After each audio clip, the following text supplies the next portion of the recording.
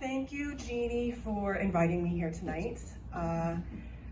I think most of my life I would not consider any part of my life interesting enough to stand up in front of people and tell them about it in a microphone. But I think that's also been a perspective issue for most of my life, because I am, after all, the only person I know who's moved over like 20 times before the 6th grade. And my family is not involved in the military or anything like that. We just moved around a lot, kind of lived poorly and moved where the jobs were. That was happening well into the 90s and the aughties. But I was born in Lincoln, Nebraska. My mother tells me that she was eating a pork chop in a hotel in Grand Island, Nebraska, when she went into labor, and then took the drive to Lincoln so I could be delivered by my cousin. And it's kind of funny that she shares that, because a lot of my early memories are from driving from rural Nebraska town to slightly larger rural Nebraska town to go to the grocery store or something like that. So small town Nebraska is definitely where I come from. So after a few years living in Grand Island, we moved to Loop City, which is where my grandpa and my grandma were from. Loop City is kind of just southeast of the Sandhills. And I didn't realize it then, because everything was new to me in my little mind and little world. But like, that's all the land formations that I was like staring out at and wondering, how did that form? Asking my mom all the questions why, and getting what I remember were the best answers she could give me. I lived there for quite a while, or until I was about 4. My fondest memories are maybe going to Jenner's Park with my grandpa. Jenner's Park used to be a zoo, located in Loop City, Nebraska, small town Nebraska with zoo animals in the 1890s. And by the time I was going to it in the 1990s, it was just like old cages and huge cottonwood trees, and just my grandpa hanging out with me and making me burn off some energy before bedtime, basically. When I was about 4, my mom and I took a trip to Montana to visit her oldest brother, and my mom immediately fell in love with mountains, and like we decided to move there the next year. And of course we moved to Malta, Montana, which is on the High Line, and there's absolutely no mountains around there. It's like one of the flatter places to live, rangeland everywhere. But she met my stepdad there, and shortly after they got married, we ended up going to Ennis, Montana, Dillon, Montana, which is right in the Madison River Valley. So then at another young age, I was just surrounded by mountains. And I remember my mom just like in the drive to Montana, just saying, oh gosh, it's so pretty, and just sighing. And I'd be like, what is this? What is this? Because I didn't know. It was all beautiful to me. It was all new to me. And so we lived there for a little bit. And then one day I came home from school, noticed that my Barbies were packed in the car along with everything else we had. And my dad's like, we're going to Arizona. And I was like, okay. I got in the car, we went to Arizona. We'll try to go to Arizona. We stopped where the car broke down, which was in Layton, Utah. And that was where my other uncle, my mom's younger brother, lived.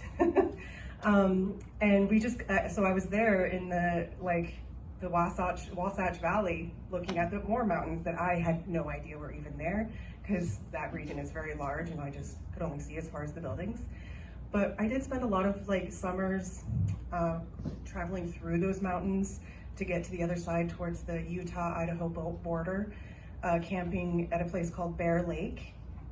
And here's like, the waters were crystal clear. I remember that so vividly.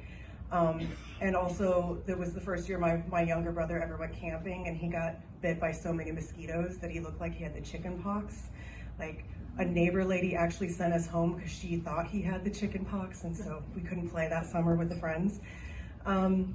So yeah, we spent a lot of time just kind of doing these little family adventures, moving around where work was, moving closer to family. And I was about 7 years old when we moved away from Utah and back to Nebraska. Things started to get a little more cyclical. When my grandma died, we moved to be closer to my grandpa, and spent about a year in Loop City before finally settling in Loess Hills, Nebraska, which is south central, not far from the Kansas border, and easily the flattest place I've ever been to.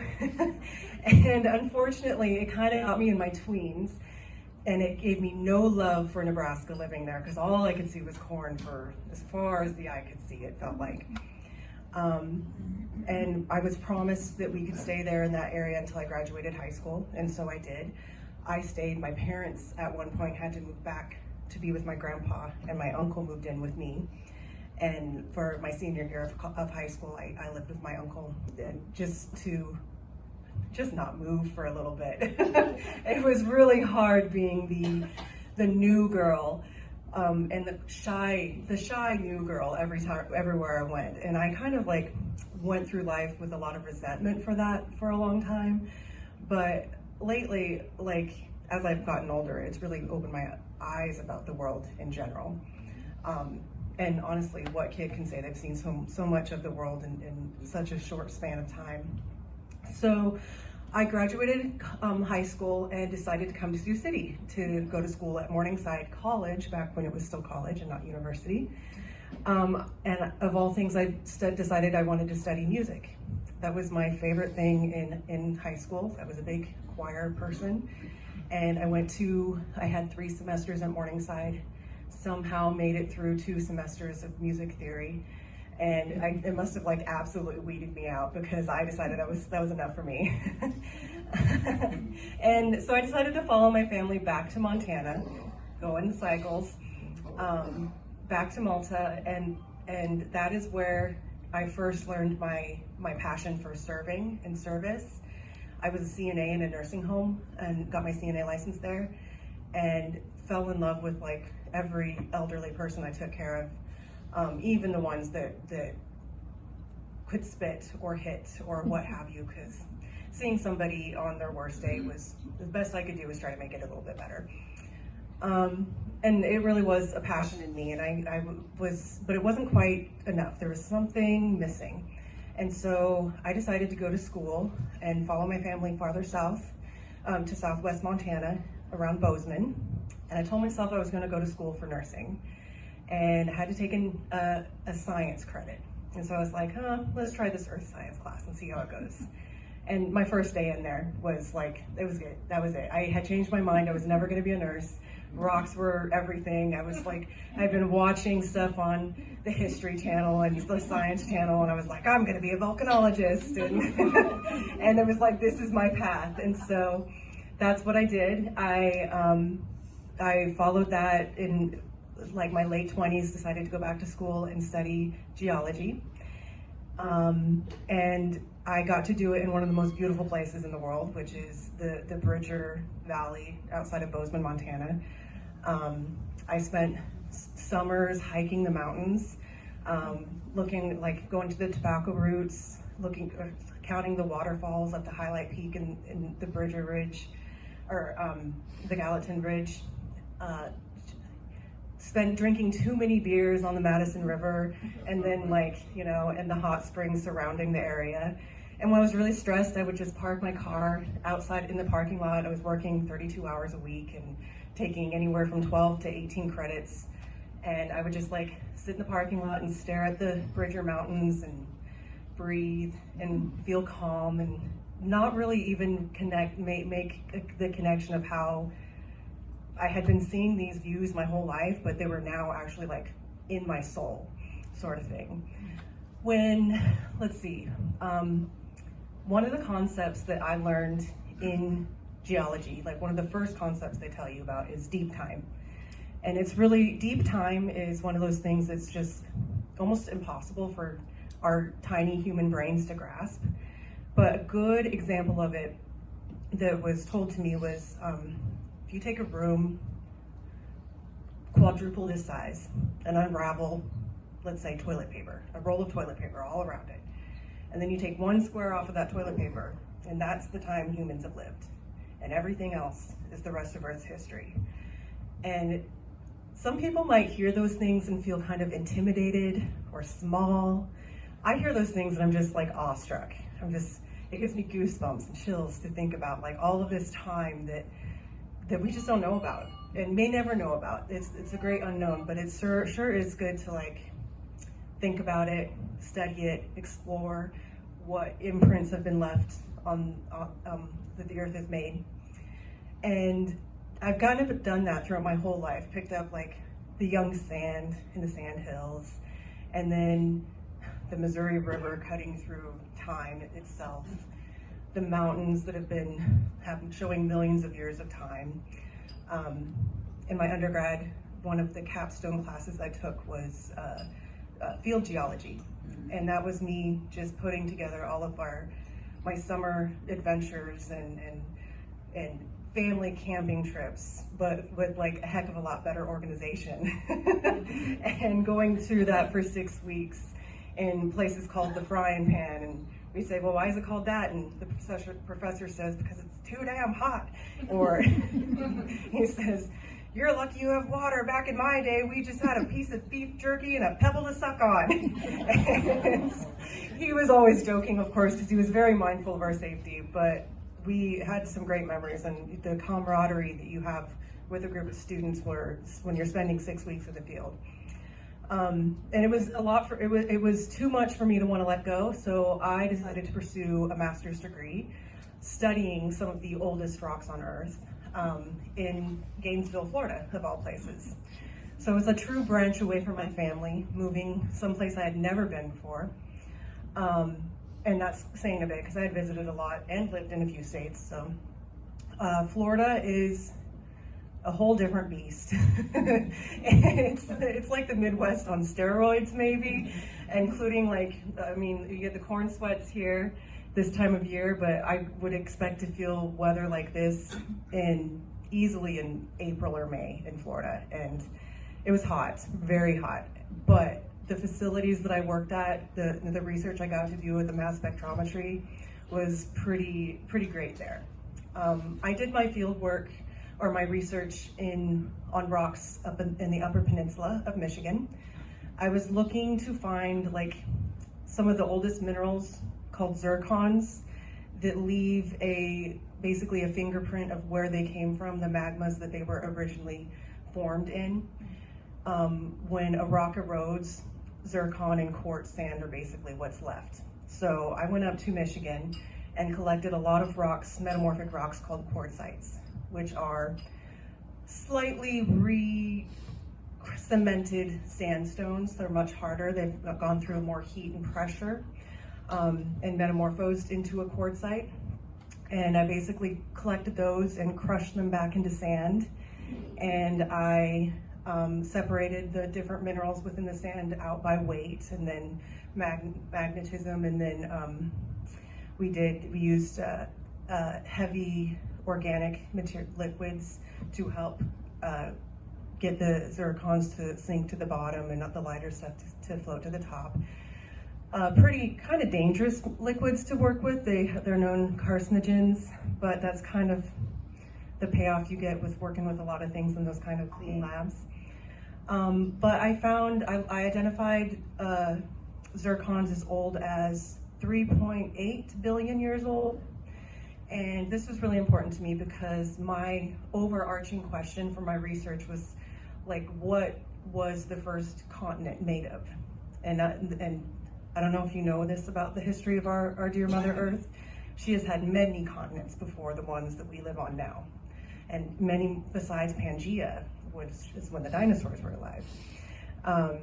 These continents, the zircons that I identified, I gathered mostly came from northern Canada, which also has some of like the oldest rocks that we've on Earth. And so it was kind of interesting to see that in the lower 48, that kind of geology that is covered with a lot of gravel and younger stuff that you would see in the Sandhills and in the Loess Hills and whatnot. So I went from being kind of a hard rock, old rock elitist to then getting my degree and moving back to Sioux City and being like, oh, what is there around here? And I'll tell you, it was a rough journey, because while I was in grad school, that is when I joined the union and became really involved with workers' rights. Didn't even really know what a union was before I moved up there. We don't have a lot of, education on unions here in the Midwest. Union. And not only did I join the union, but then somehow, like a few years later, I became co-president of the union. And I guess those good volunteers, you got to pull them in quick.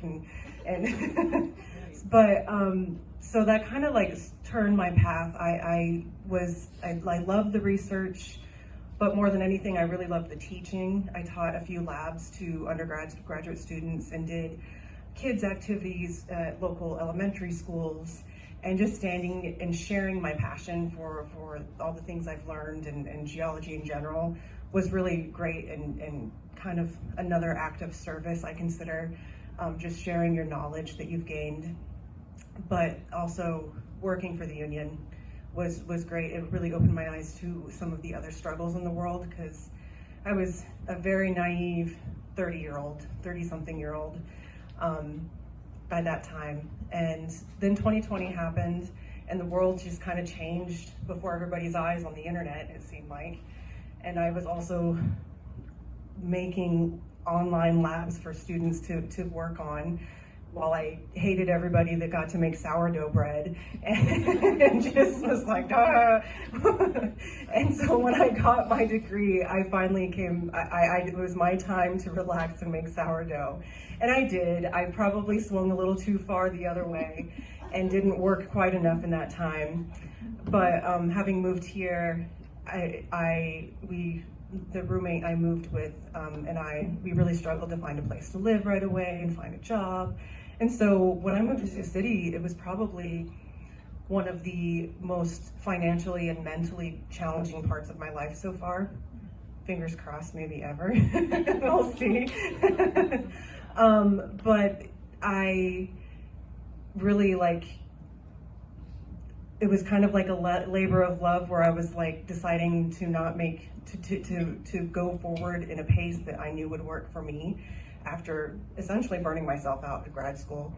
And I think a lot of graduate students face that. There is a mental health crisis when it comes to getting any degree. There's a mental health crisis everywhere you look right now, it seems. But that's okay, as long as we're aware of it and sharing those stories, that's the only way we get through it. So I did take a break from all of that and just kind of had to reevaluate my relationship with science in general around that time. And now I met Jeannie. I got a job at the soup kitchen. I'm working part-time there, and that has been something that's really aligned well with my my service attitude, again, popping up, wanting to feed people. The union and what's been happening since 2020 has really kind of made me want to get my boots on the ground and help in other ways. But meeting Jeannie and going into the Agape Garden, interacting with the Sanford Center kids has reminded me how much teaching is there for me, and part of my just who I am as a person.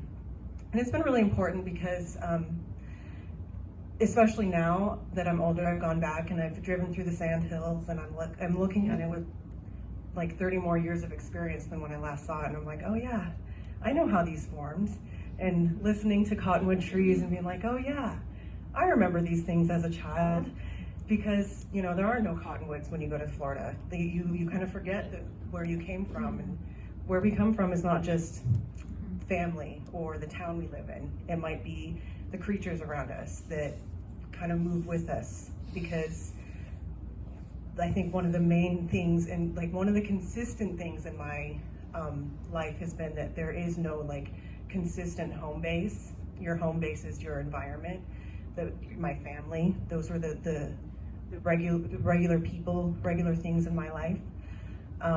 And now, as much as I resented it as a kid, I really appreciate it, because I see the world completely differently, I think, than a lot of people can say.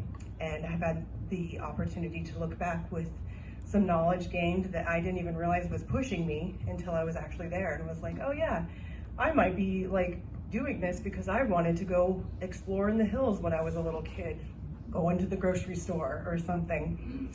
So geology shapes me in that way. It's kind of put the odd pieces together, the puzzle pieces together for me, which I think is what anything can, like, that's how you find something that you think you've lost. And yeah, my path forward is, I'm not sure, but I definitely know it's gonna be things like this, sharing knowledge, going into a deeper geology lesson, with whoever might be interested in learning about it. And that's all.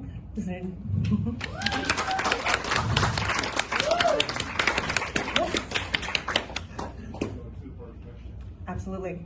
First of all, are you a member of a tribe, and what is it? So I am not a member of a tribe. I actually am not entirely sure about my ethnicity. I know that my grandmother was half Cherokee. She's from West Virginia, and her father was a full-blooded Cherokee Indian.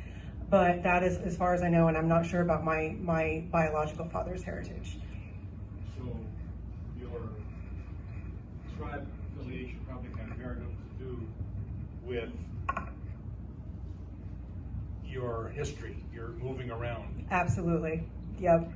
The way I see it now, looking back now that I'm older, I think that because my dad was a handyman who's always done odd jobs here and there. My mother's a nurse. Work was pretty easy to find, and it was like, okay, something bad goes wrong with this house. We always rented, so we did really just follow where we could find a place to live, where there was housing and where there was work, and I mean, there could be running from something as well on the part of my parents. I don't know, but maybe that is a story for another time. And a question here, are you still working with the union? I am not currently working with the union. The question is, am I still working with the union? I am not currently, but I am absolutely interested in union work. I'll work with any union. And say maybe not a police union. Which union did you work? Oh, it was with the graduate students. So I was with at the Gainesville, Florida, the Graduate Assistants United. We were part of the Faculty of Florida, so United Faculty of Florida, and yeah, Teachers Union. Yeah. Angie? I have a few questions I wrote down. Okay. Well, first, I just have another question. What did you say you'd be interested in working at any union but what? Any union but a police union. Okay, perfect. So when you lived in Florida, like you were talking about Florida, the steroids are different. So did you have mangoes in Florida, like from the tree? I never picked them from the tree, but mangoes were so cheap. Avocados were so Wow. cheap. Yeah. Because I heard they do a mango festival and like some of the best mangoes that like in the world we don't even get to eat. They're not in the store. They're just falling. Like we just don't. Oh no. That's what I hear. I haven't heard that. Oddly, I tried durian for the first time in Florida. Oh yes, thank you. But it was frozen, so it may have not been the true experience. But it wasn't. It's the same. Yeah. Okay, well, you can try more of that from me. And then I have, one more. I have two more questions. What's your favorite rock? It depends on the time of day. I don't know. My favorite rock is probably a migmatite. So what is that? A migmatite is, so let's talk about the rock cycle. You have an igneous rock. Does anybody know where igneous rocks come from? Cooling lava. Cooling lava. So they're cooling, they're liquid first and then they cool. Then we have a sedimentary rock. Anybody know what a sediment is? Yes. Sediments. Sediments. What are sediments? Like, like animals and sand and stuff like that, right? Like layers? Yeah, it's the pieces of sand. Each grain of sand is a sediment. Okay, and then you have metamorphic rocks. What's a metamorphic rock? It's changing. It's changing. It's going through a metamorphosis. So you have the liquid rocks that cool and either come to the surface and erode into sediments and turn into sedimentary rocks. Let's say the sedimentary rock gets farther buried and compressed, and then it starts to metamorphose without melting. It's all happening. It's like crazy chemistry happening in between the minerals. Between its heat, pressure, and a little liquid, but it doesn't actually melt. So then the minerals actually rearrange themselves in solid form. It's mind-blowing. And then sometimes it gets so hot that it'll start to melt. And so you have this beautiful rock that has these layers. Then in parts of it it's like a swirling marble. Like it looks like a marble cake in some way. It's beautiful. And there is a great rock face in the Gallatin Canyon going from Bozeman to Yellowstone Park. And you can just look at it from the road and see it looks like this swirling pattern. And that's definitely one of my favorite rocks, because it's just like this crazy in-between stage that is literally a point on a phase diagram that I would teach students about. So That's awesome. So do you have like a rock collection? I do, yes. It's a lot of it's in storage right now, but it will be coming out for sure. Yay. Are you moving it to Brenda's house? Oh yeah, my rocks are going to be on full display So, there. Rocks and 3 cats. Yes. So what advice, and I have another question, but maybe I'll ask you like when we're done. Okay. But it's just like with the magic of rocks. Like, what do you have to say about the magic and the properties of rocks? Not just like, like the healing properties of rocks. Mhm. And where do they come from? Like crystals and Yeah. whatnot. So if you had asked me this question 5 years ago, I would have been like, that's all bullshit. Mhm. But I have since then changed, because I think that science and religion and anything else, and any culture, their idea about the way the universe works, I think all of it has a little truth to it. It's just a different language that somebody else understands. And so what I know is that everything is energy. We are energetic beings, and how whatever energy a crystal may have that I'm not going to claim to fully understand, because there are certainly properties about this world that I will never understand. Mm-hmm. It can have an effect on somebody. And I also believe that it's also the power of the mind. Whether if you believe it, it might have an impact. And if you don't believe it, it's not going to have an impact. Mm-hmm. Yeah, you charge it up with your own energy. Mm-hmm. Okay, then my last question. What advice do you have to someone, me, who like wants to go to school really bad, but it's just like tough financially? Yeah, there's financial aid, but then it's like you have to live and work too. You have to pay rent, you have to do this for your car, you might have to commute. Yeah. Like, like when you say you went to school late, that kind of gives me hope, but Yeah. like, are you going to be poor forever? Or that's just my fear, Yeah. in debt forever, never like free, because like, Yeah. I already feel that way without school. I don't know if this is the most sound advice, but for me, from my upbringing, my family has always been in debt and will probably always be in debt. And I was in a little bit of debt when I started school. The idea was to get a great job and pay off my student loans, but I do not foresee that happening in the near future.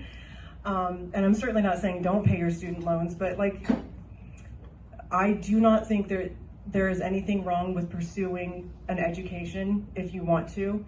And we do have resources like FAFSA. There are grants that will help pay for that education.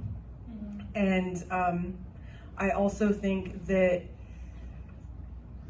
it's like we need reform on how that education is like supplied to us. There's no way that any of us should even have to be having this conversation about how do we manage with the debt. Well, just because I want to learn. Because an educated society is a thriving society. And right, it is hard, because I did work full time. I worked 32 hours a week, and one awful summer where I decided to take 2 semesters of chemistry and work 16-hour weekends. It was rough. And so I just kind of pushed through and was able to in my 30s. There's no way I could do that now. Those days are behind me. How did you like balance and afford housing? Like while you're doing I had roommates. Housing was a lot more affordable even like 10 years ago. I mean, I was paying $450 a month with a roommate for a great like apartment, a duplex that I found on Craigslist. Like I could have been murdered, but it worked. Well, I asked you in the first part, I asked you before, where's your favorite place you lived in? That was your favorite place, huh? Bozeman was my favorite place. Yeah, there are so many gems. My favorite place to visit was called Brat Lake, which doesn't sound pretty, but it was one of the most gorgeous places I've been to. It's where I discovered tadpoles for the first time. So, Thank you. yep. Hi. Hi, Brenda. So, I don't know if I misheard you. You said the oldest rock that you found was it 3.5 million or was it billion? It wasn't rock. It was a zircon in Oh, zircon. a sedimentary rock that had been metamorphosed. And so it's a mineral that trapped in uranium lead that I was then allowed to get an age out of. And it was a 3.8 billion year old zircon. So the magma that it formed 3.8 billion years ago, which was pretty phenomenal. Yeah. So Very cool. And did you have a date on like the youngest rock? the youngest one I found was about 1.8 billion years, and it was possibly from like tracked back to like a volcanic episode.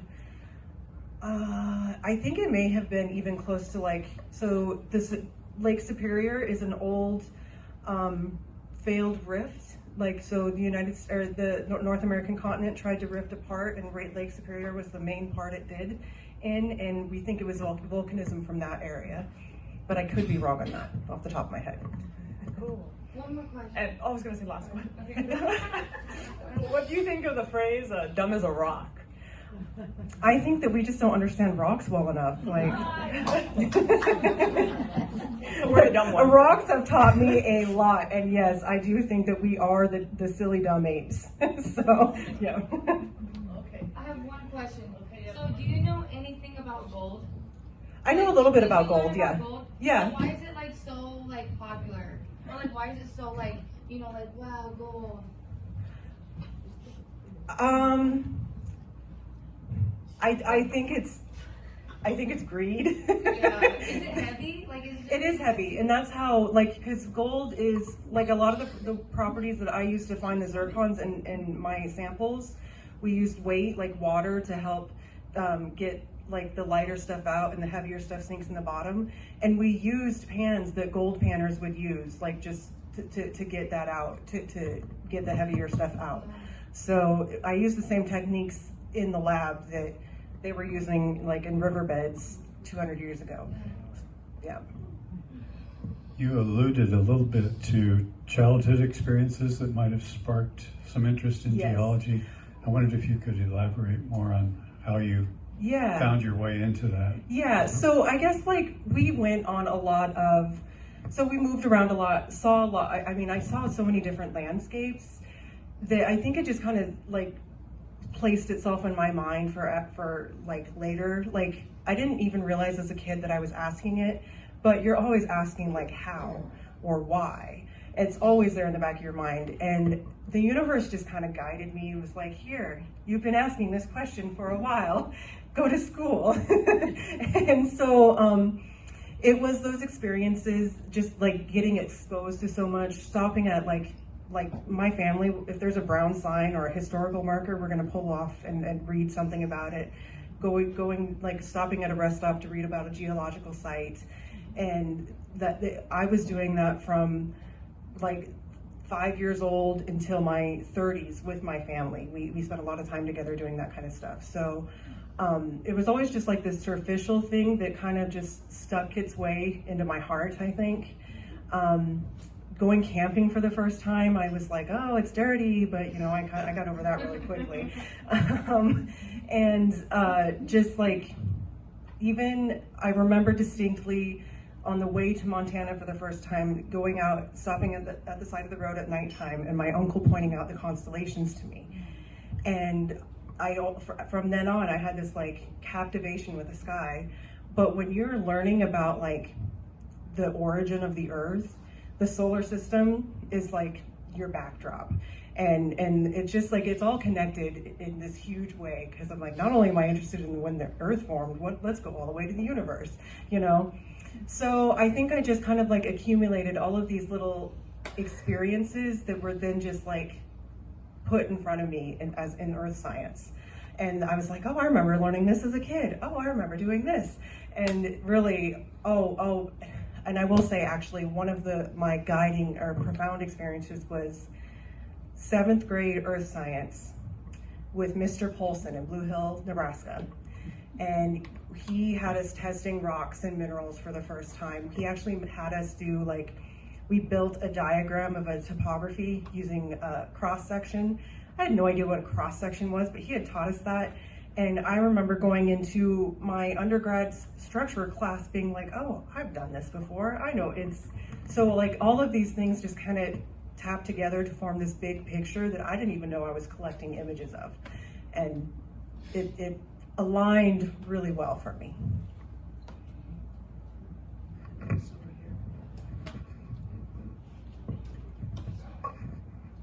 Knowing practically nothing about geography or rocks or anything, I just know when I was little, I used to pound rocks. I had a huge rock that my grandfather had found on his property in Minnesota that was granite, pink granite on the bottom, and then it had another kind of granite on the top that was all kinds of an amalgam of material. And he said he thought that it had been a rock that the natives had used to pound corn into flour or whatever that they were eating. And so I've always treasured that rock, and so I used to sit on the curb. My mother used to think I was totally weird, and did until the day I died. But I would sit there for hours just finding all these little rocks around my house and pounding them in to see what was inside, to see the colors, to see whatever. And how is it that, and what is it that is giving you these ages of these rocks? So it's the geochronology it's basically, I'm using the uranium lead system.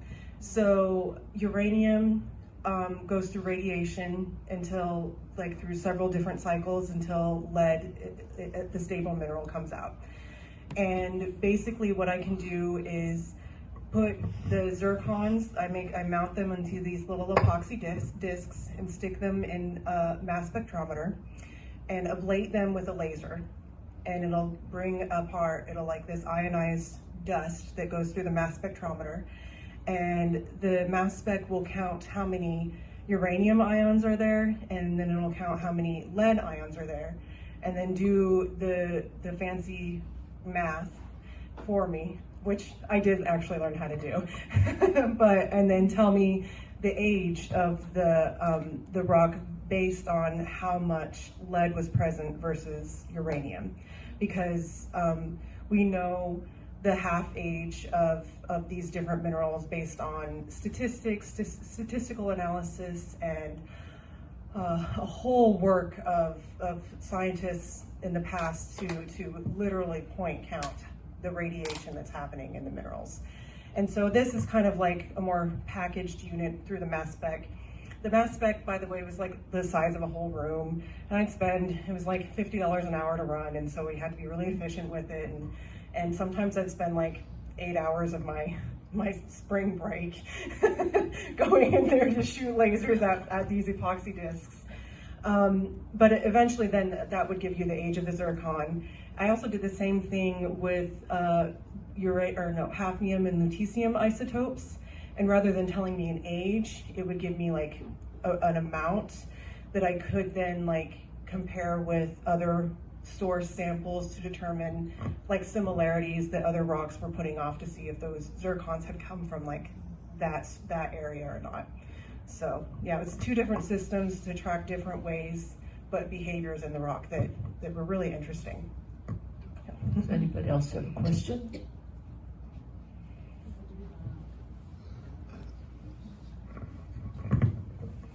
With the current concern for water, is there any fresh water or safe water where man can't get to it and drain it dry?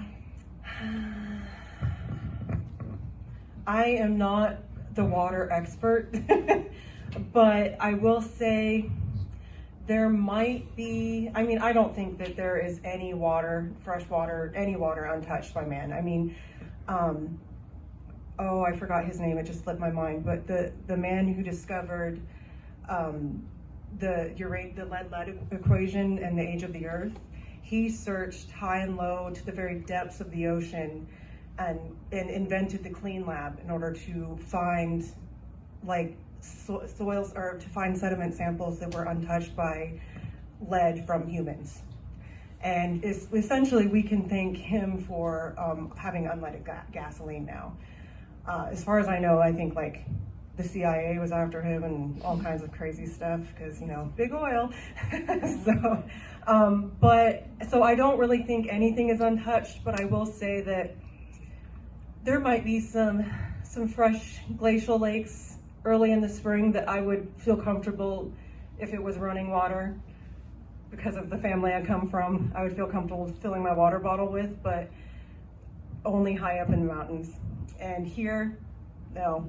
But I will say I'm of the frame of mind that I refuse to pay for water unless I absolutely have to, and I don't have to yet, other than to the city. So, yeah. But I do remember even 15 years ago when I was starting my undergrad, there was a water class. It was just like a 1-credit class, and my classmates were talking about like, well, if you want to get rich in the future, understand this and buy a gun because we're coming to water wars. And that's, I mean, that's where we're headed. We're seeing it elsewhere outside of the United States. It's only a matter of time before it's here. Not to be all doom and gloom, but you know, we all know the impact humanity has had, good and bad, on the earth. So. Does anyone else have a question? Do you play any instruments? What was it that? I was in choir, but I used to play the flute in high school. I was in band. So it was more the singing that. It was more singing. And I actually, crazy, I forgot to even mention this. I was in choir at Morningside and then moved back 20 years later and joined the Morningside Symphonic Choir, which it was in the same room. It's been a trippy time moving back here. So yeah, so choir was my main thing. My voice was my main instrument. I think you should sing a song. Karaoke. I have not prepared for any singing, but you know what? We're gonna have a concert, the Morningside Choir will, in November, I'm sure. So.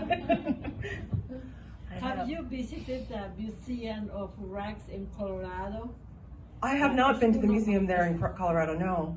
I should. Where's the town? The school of mine. Oh, Golden, Colorado? Golden, Yep. Colorado. Oh, no, I haven't been there, but I'd love The to. museum has rocks for all over the world. There's a great rock museum in, I can't remember the name of it, in Houghton, Michigan, too, up in the Upper Peninsula. It's like a real gem up there, so. Yeah, it's a big one. Okay, check it out. How about Iowa? Do they have any good rocks? Iowa's got some great agates, I found.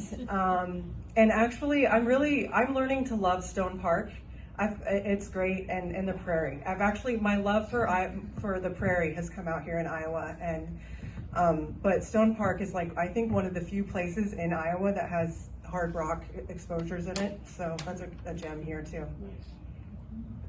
Well, before we do karaoke and dance and sing you out, you brought up something just now that I think is remarkable that I've learned from you and about you, and that is that you're always roaming around, you know, the hills here, and you go to the Broken Kettle, you go to Stone Park, you go to all these different places all the time, and, Yes. and so here you have a job, Mm-hmm.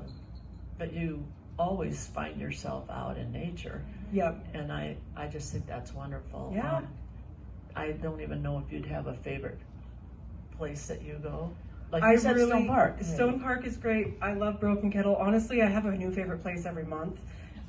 In June, it was definitely Broken Kettle. And I really love going up to the cabin on Five Bridge Prairie and just looking out, sitting up on the bench up there, and just like at sunset, it's a great place. So, and there's all kinds of buns. Wait, tell the story of when a couple weeks ago when you asked for help because you locked your keys in your car at Winnebago and we came. But it was beautiful. It was so beautiful in there, and the moon was so full. Yep. And we got bit by so many bugs, and it was kind of scary because like people tell ghost stories out there, so I get nervous. Yes. So part of why I find so many interesting places is because I'll come to a crossroads and be like, oh, I've never been down that road before. It looks pretty interesting.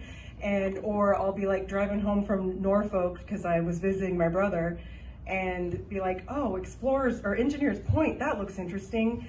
And then you go in your 1997 Malibu that seems to lock every time the door hits your butt, and forget to check the door and then lock your keys out of the car outside of Winnebago. So I had to, on a Sunday night, rather than call in a locksmith, I decided to call Angie or text the group chat, and that didn't help. And so it was actually, we determined, cheaper for me to break my car window with a tire iron and just get it replaced than. And we cleaned up all of that. Yes, we did. Then leave my car there to potentially, the locals advised, get it vandalized. Someone else break the window. Yes. So you broke it. I did. And so. And you had to go to Luke City to get a window. Well, I went to eBay to get a window and to Loop City to use my uncle's tools. So, but it was fun. It was worth it because we saw a great sunset, just had like a fun, spontaneous night. I only paid $75 for the car window, and it was, a couple hours of family. So it was worth it. Thank you.